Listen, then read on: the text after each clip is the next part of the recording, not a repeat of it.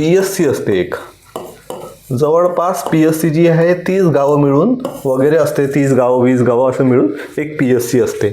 मग ह्या PSC मध्ये मेडिकल ऑफिसर असतात, ते औषध उपचार देत असतात. परंतु गाव पातळीवर या PSCच्या अंडरमध्ये उपकेंद्र असतात, म्हणजे त्याला सब सेंटर म्हणतात.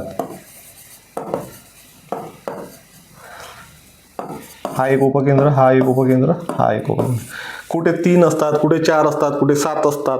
तर ह्या PSCच्या अंडरमध्ये वेगवेगळे उपकेंद्र असतात.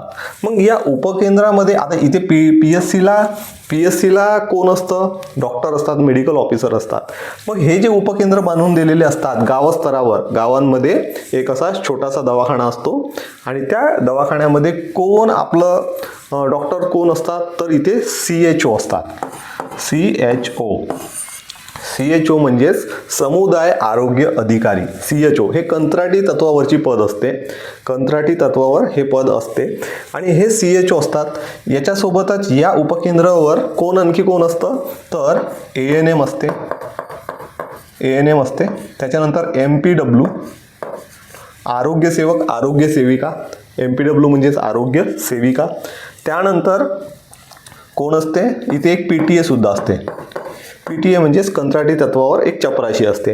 म्हणजेच ह्या 14 लोकांचा तिथे स्टाफ राहतो. एक CHO राहते, एक ANM राहते म्हणजेच आरोग्य सेविका नर्स, आणि एक MPW म्हणजे आरोग्यसेवक, आणि PTA जे कंत्राटी तत्वावर असते ते एक चपराशी असते.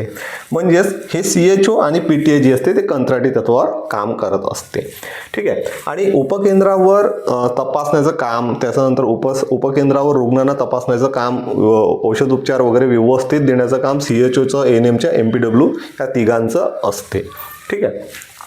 आणि अशा प्रकारे उपकेंद्र असतात.